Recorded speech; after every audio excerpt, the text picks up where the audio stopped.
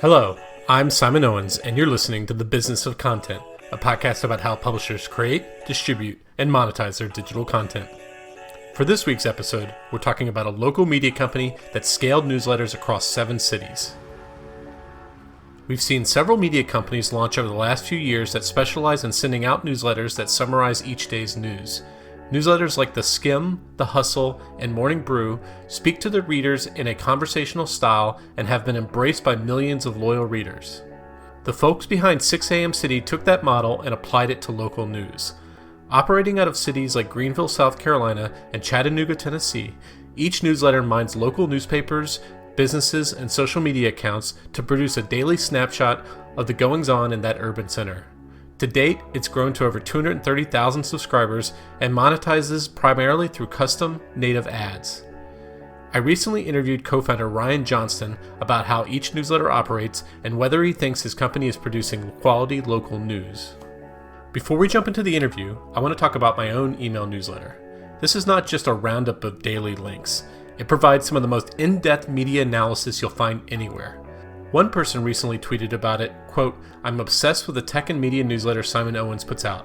He's busting his ass to publish a super thoughtful issue each time, and it's helpful and inspiring during this time of uncertainty."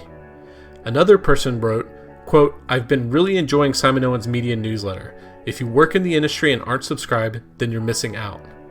A third person tweeted, "Relevant, concise, and on point every week. If you work in the industry and aren't subscribed, then it's well worth the click."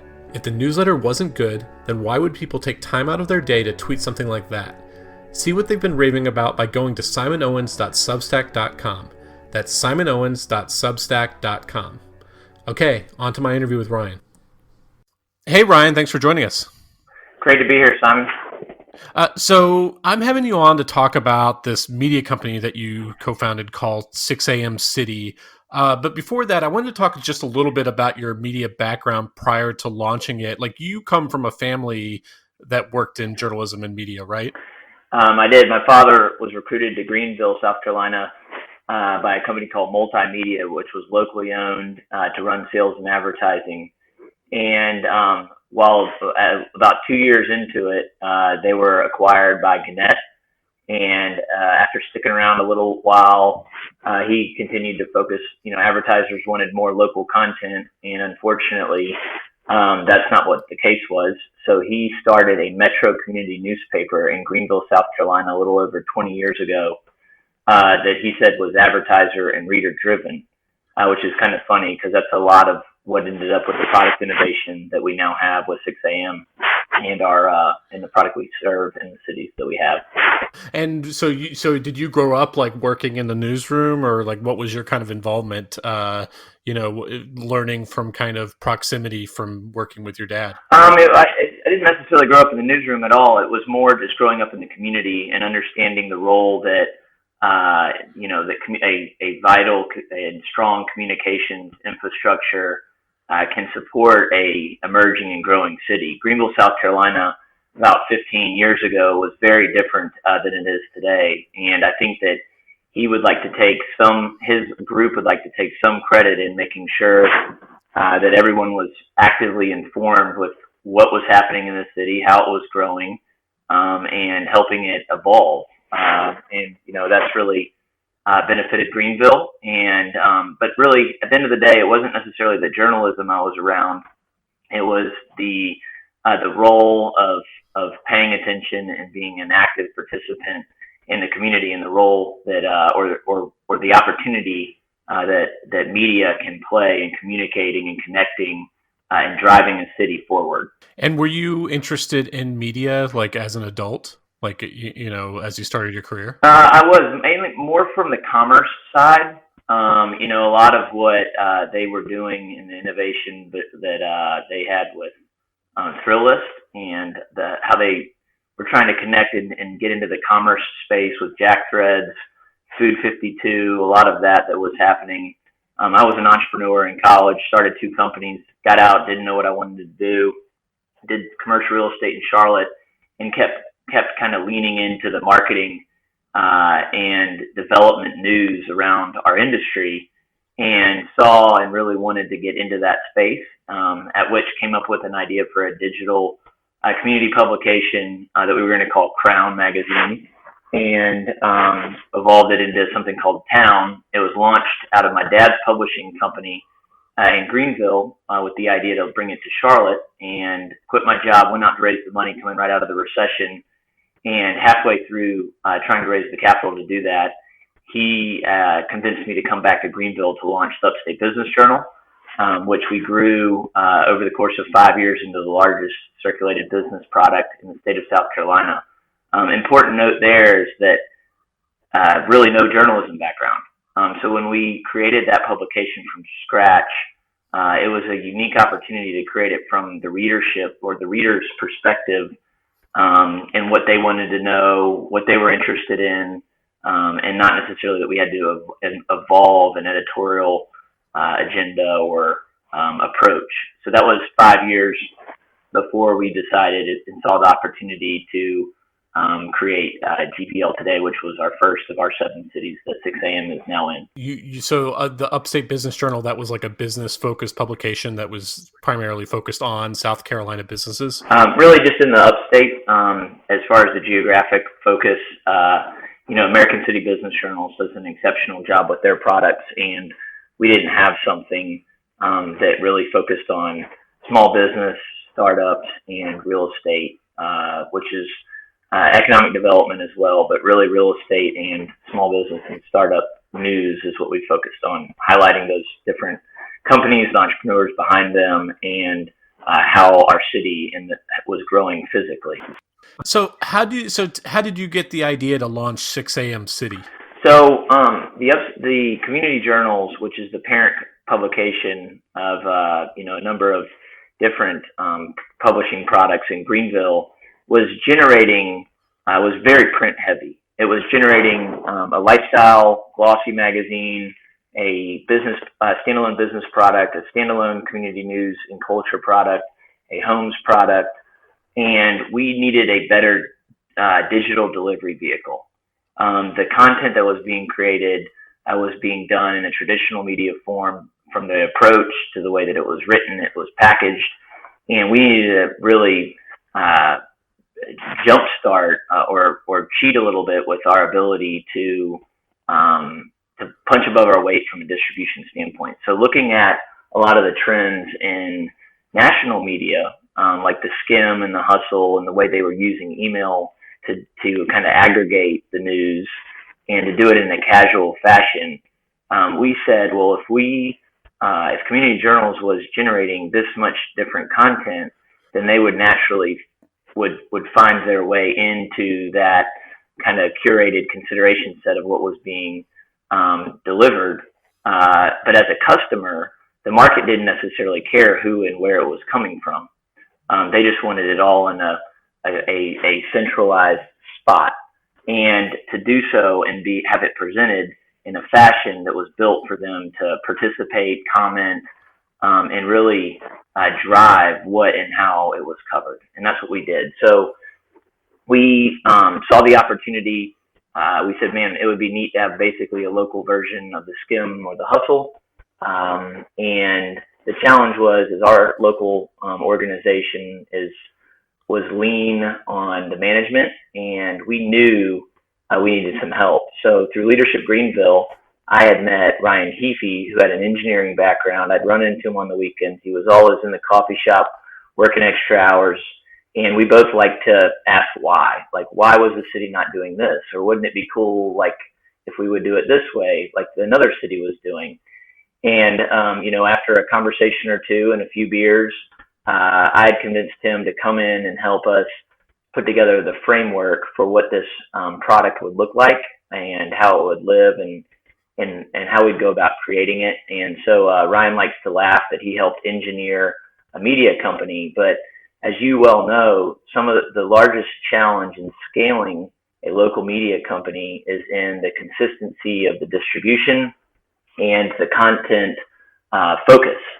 So from day one, we had the luxury of building our company in the cloud, working remotely, everything from the revision control product playbook it used to be 200 pages large, literally like our McDonald's franchise book, if you will. We've streamlined, put it onto Trainual, which has allowed us great product if you've ever heard of it, which has allowed us to onboard new editors and ensure that in existing and new markets there's a consistency in what we are able to deliver to our readership. So just to kind of recap, so I think most of my listeners are familiar with the Skim, with the Hustle, with Morning Brew. It's kind of this daily newsletter that, in a very kind of conversational style, will summarize various news items that are important for that day. Usually, keeping the summaries within 100 or 200 words, making it something that's very nice and compact and delivered to the email. The email inbox that can, like, someone who subscribes to it can open it up and have like a really good snapshot of what they need to know that day, where they can be at least somewhat educated on it. So your model was like, why don't we take these things that are national products and we'll apply it at the city level? So in various cities, 6 a.m. city, you sign up for the newsletter in that city, and the people who sign up get like a really good digest every day that's conversational, straightforward, that summarizes things that would be important to them from a local level. Is that kind of a good summary? Spot on. The thing that the thing that excited us the most, though, is people live locally. While they might want to be dangerous and know what's going on in on a national level so that they can participate, have their opinions, be more educated, on a local level, especially from the way that you can participate physically in the events and what's happening and how you can consume your city, that's local. And we saw the opportunity to really bring them in, the public. We like to say the public are the publishers of our platform. And in today's world, I know you've got a good background in PR and content, and the PR game has changed. They can no longer really lean on a lot of these traditional media organizations to get their content messaging out on a local level. And we've really filled that void in the cities that we've been able to service. Yeah, so what you're saying is, like, with the Skim, most of the readers couldn't really contribute to their content because they're not involved in these major news stories. But in a city, people are they're on the streets every day. If they see a business is shutting down or a major car accident, or like I was looking at one of them, like a bear that was in a tree, they'll snap a photo and either send it to you or upload it to Twitter or Instagram. And then you can actually bring them into the stories itself, like they're making the news, right? And that's what you're kind of referring to. Like, a good example is that we do something fun in all of our cities called Be the Broker, where maybe a landmark building, a retail building, comes up for lease, and we crowdsource and ask everyone, what do you think would be who are we missing? Who should go into this space? We have got a real life example where a local real popular restaurant out of Charleston said, we did that one day, and their Instagram started blowing up, and saying that they wanted them to come to Columbia. And sure enough, 6 months later, they were in Columbia, South Carolina with a location, and they attributed that specifically to, the public participating in the facilitation we had of who should go here, and everyone jumped up and said this group, and they came there because of the conversation we had that morning. Yeah. Oh, I want to get more into that in a minute. But first, what were the initial cities that you launched in? We launched it in Greenville, South Carolina. And when I mentioned that it was advertiser and reader driven, advertisers were looking and investing more into content. They needed to distribute that content. And, readers wanted a centralized place and was looking to engage for it. And so from an advertiser standpoint, because of the legacy of the Community Journals brand, we were able to pre-sell 18 months of advertising, which really helped us get off the ground and create the traction behind GVL today. What we did then is said, that's great and cool. We need to now make sure that we can prove that we can scale this. So we went down to Columbia, South Carolina, which is only about an hour and a half down the road, launched Cola today, And then about a year later, we launched Charleston and Asheville markets within 1 week of each other. And then after we went to those cities, we were recruited, which is a fun story, by a economic development group in Lakeland, Florida, and came down to Lakeland, Florida with LAL today. And we then went into Chattanooga, where we saw an opportunity with a pre-existing locally owned digital media company called Nuga.com, and ended up forming a acquisition with them, rolled their team in, and then most recently launched in Raleigh with RAL today. So those are our 7. How do you staff each publication? Each publication is staffed with 2 editors.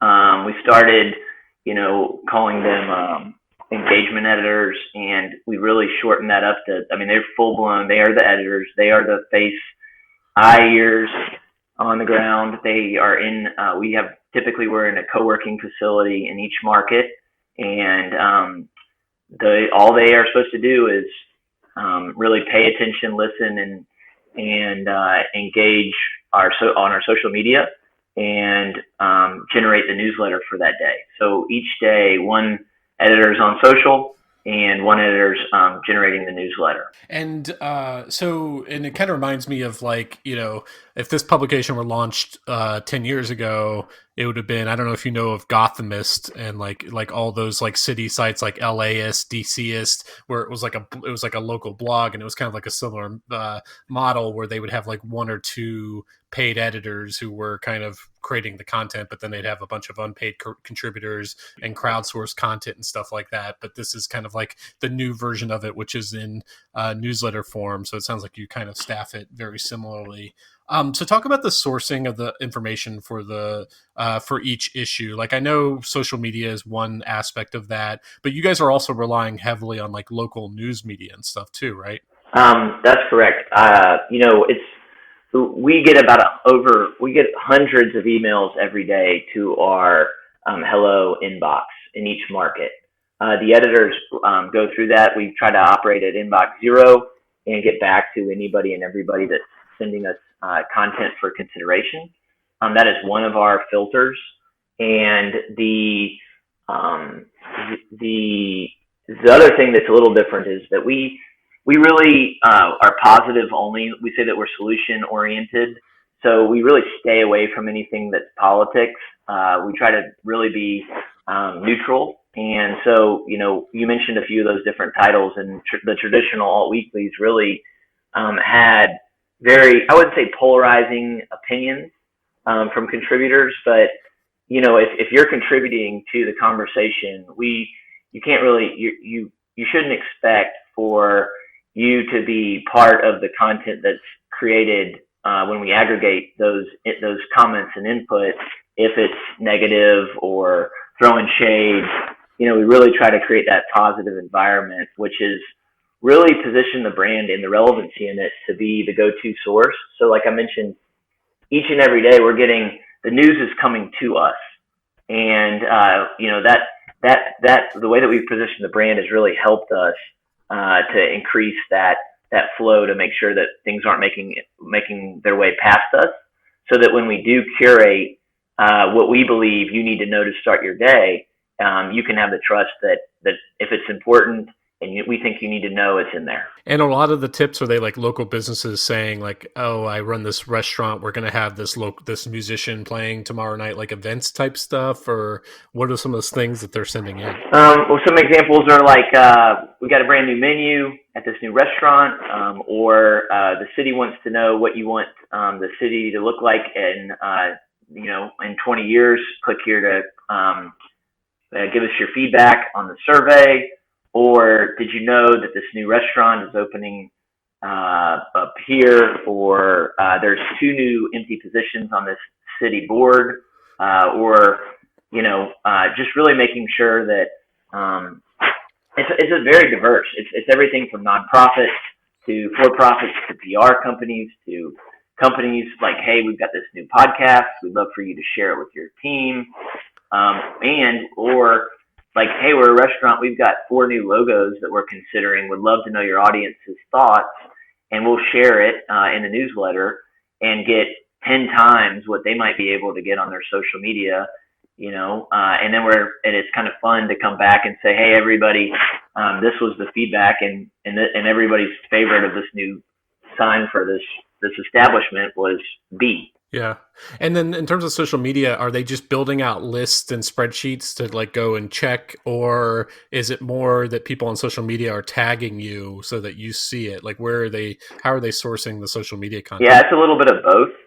We really have tried to do our best to have people know to use our hashtag, which is typically hashtag like GBL today or CHS today. So as more and more people are using hashtags, they use that. They tag us on other platforms.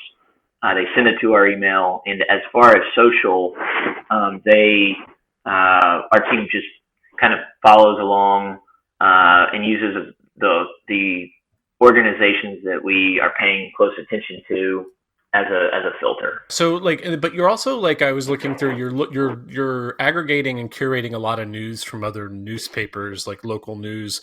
How well do you get along with local newspapers in each city? Like, do they see you as kind of like a valuable traffic driver, or they think of you as parasites? Like, how do they do you guys interact with the local news at all? Like, what is that relationship like? So that's a great question. It comes up often.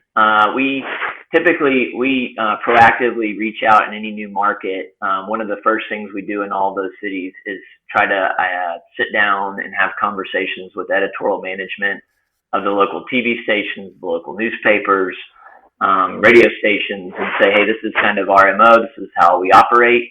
We're in these different cities, and we try to really collaborate, not compete with them.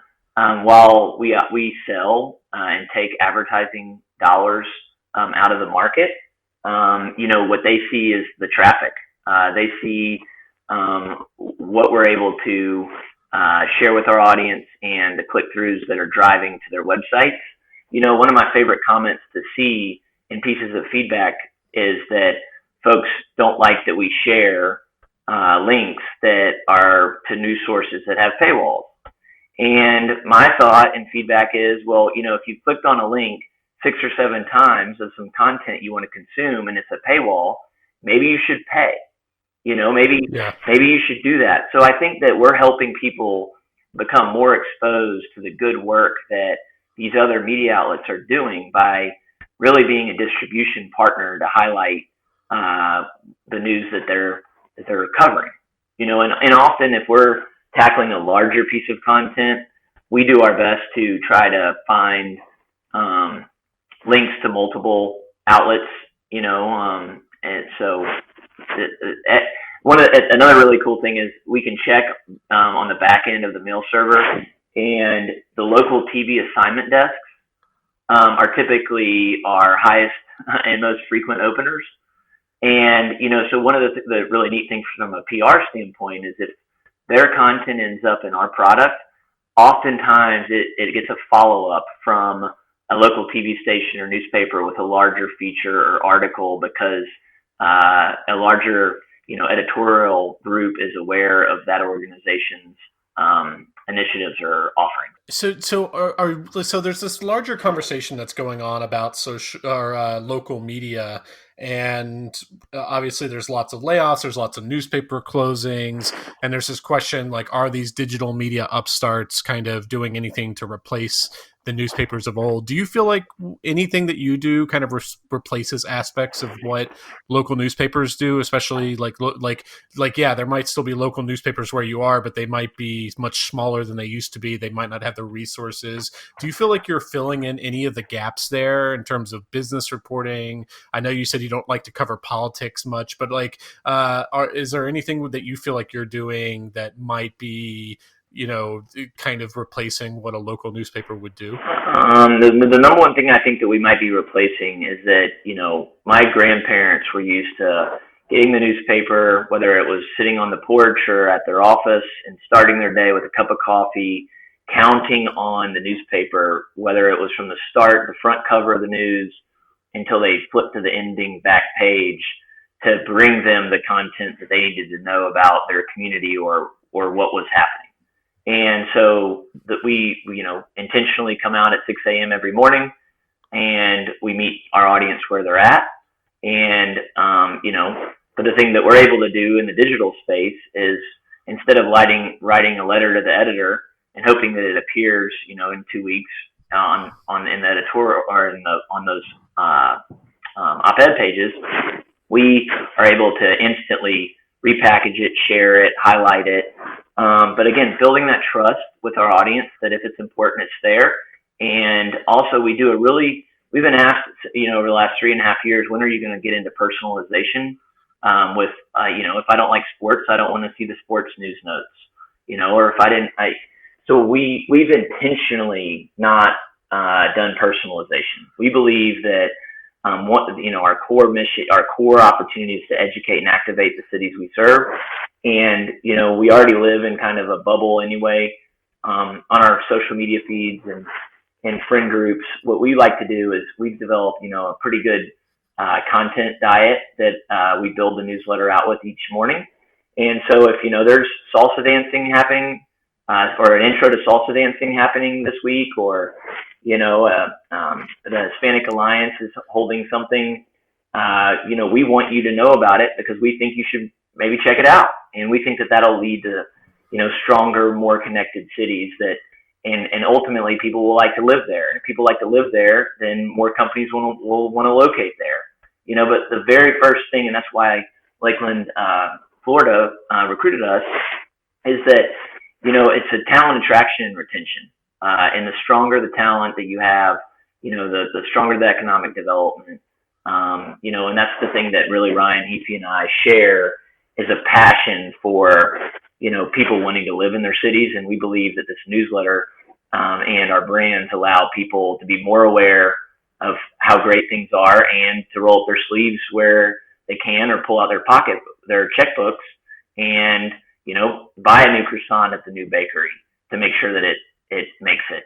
I noticed, I was poking around your websites, that you have like some sections of the website that are content that seems like it's too long to maybe go in the newsletter itself. Like I saw like a guide section, like you had like a guide to, all the places serving to-go cocktails in the city. I saw that you guys have like job listings and stuff like that. Are you creating like longer form content that sits outside of the core newsletter and then linking to it, or like what's the strategy there? Yeah, we do.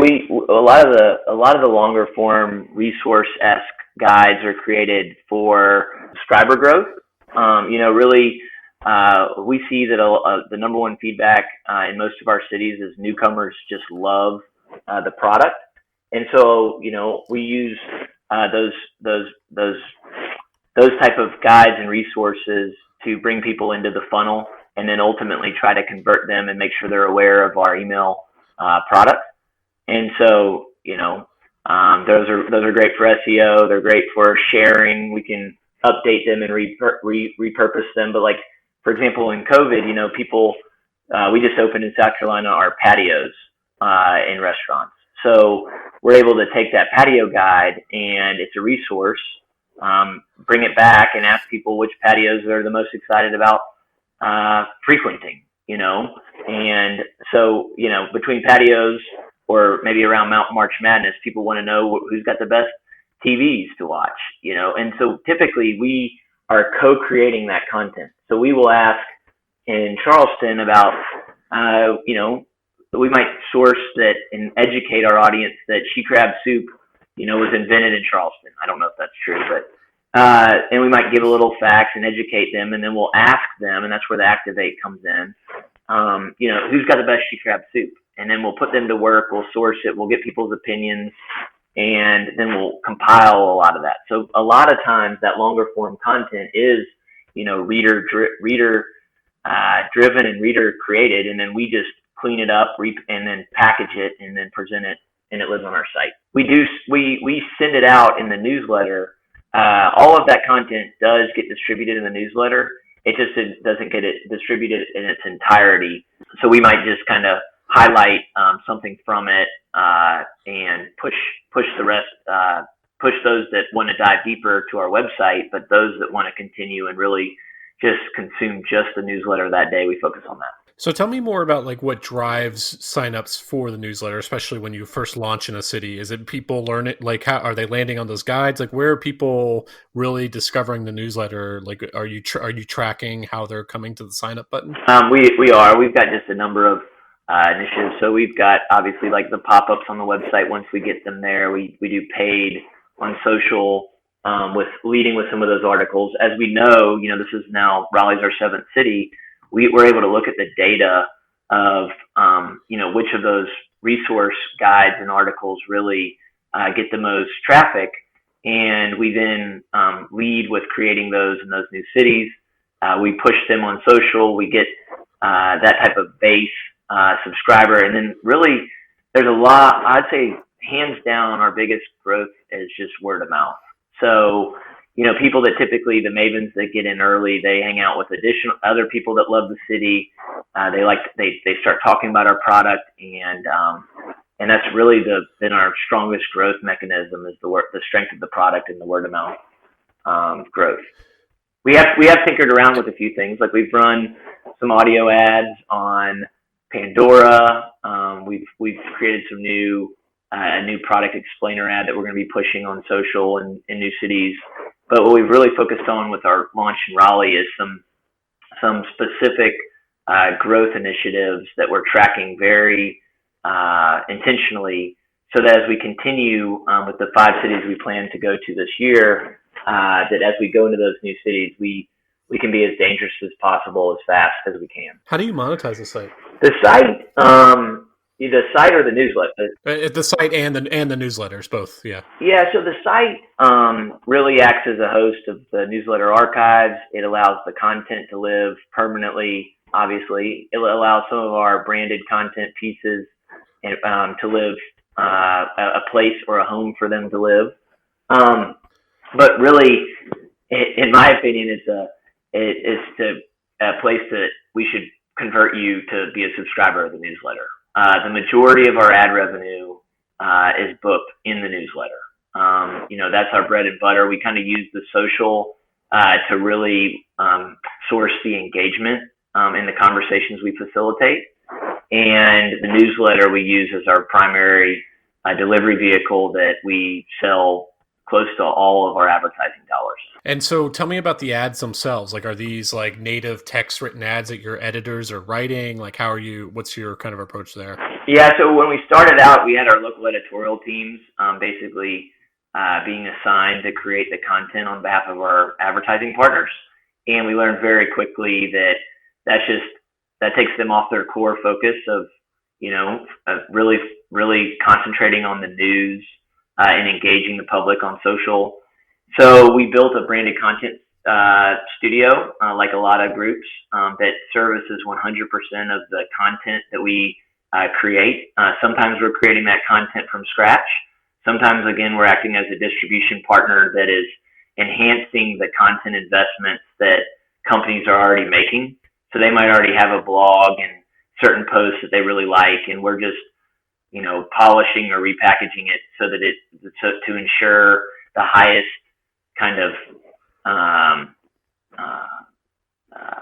engagement, and we really want it to be in our voice, because as you know, when it's not when it sticks out like a sore thumb, people don't really engage with that advertising, and the messaging doesn't resonate. So our branded content team is creating. They touch 100% of the content that goes into the newsletter. We have different levels of that, which come with different price points, different types of, different amounts of, links included. Each and every day we've got one larger position of branded content in each market, as well as a bunch of different listings, which are our kind of smaller news note or events. We do what we call Digs Jobs events, and then we just introduced Deal of the Day and Celebrate as new options for clients to be able to place content into the newsletter. Or is it all local advertisers, or are you able to scale advertising across multiple newsletters, like use them to get together to make it more enticing for an advertiser? Like, what's your kind of strategy there? Yeah, so the majority of our advertisers are local, and to date they have been. We have about 20% of our partners are placing in 2 or more cities. So there's a lot of efficiency there when they're able to kind of co-create content, approve it, and then seamlessly distribute it across cities. That was our model and continues to be our model. However, now that we're over 200,000 subscribers, we're now being able to carry some of the same messaging and content ads as the Skim, and the Hustle and others like that. Literally the same brands are placing and kind of buying into our audience as a whole. And we see a big opportunity to continue that. The performance is extremely strong, which we thought, we were a little hesitant to wonder if they would perform as well on a local level. But continue to diversify, and a lot of emerging brands are utilizing it. We've got a great relationship, for example, with a company called Media Mobilize, who is placing some of those advertising partners into the newsletter. But yeah, the majority of it is local, and we would like, though, to have more of a 70, let's call it a 70-30 mix, as we continue to be able to market our entire audience to somebody each morning. So you're mostly in cities, right? So do you see any opportunity to move into smaller markets, like maybe a county or a large town or anything like that? Or you think this model really only works like at the city level? Yeah, I think we're playing with some larger cities. So we're looking at Atlanta, for example, in some larger metros. Lakeland, Florida, was on the smaller side, and we were recruited there, which, they made an investment, a kind of a prepaid advertising arrangement to incentivize us to come down there, and that was on the smaller side. But we've seen extremely large, adoption in that city, and really I think that a small city is probably as small as we want to go. The local towns, I think, as you know, there's a critical mass of readers that need to be paying attention to make it worth the advertisers spend. And so we're really focusing on, a lot of our success has been in the southeastern cities where there's a lot of pride in place, which is our leading metric. How excited are people to live in that city? How much news is being generated? Are people moving there? Are new things happening? And if so, we want to be part of that and have a product and a brand that can kind of really pay attention to that. How is my city that I live in growing, evolving, and so I can consume it. Okay, Ryan. Well, those were all the questions I had for you. Where can people find you online? You can subscribe at any of our markets at their web addresses, but all of it just start at www.6am6amcity.com. Awesome. Well, this is a lot of fun. Thanks so much for joining me. Yeah, I really appreciate it, Simon. Thanks so much. Okay, thanks for joining us. I'm actually on the lookout for new guests for this podcast. So if you do interesting stuff in digital content, whether you're a full-time YouTuber, a media executive, or run a cool niche newsletter, definitely reach out. My email address is simonowens@gmail.com. Okay, see you next week.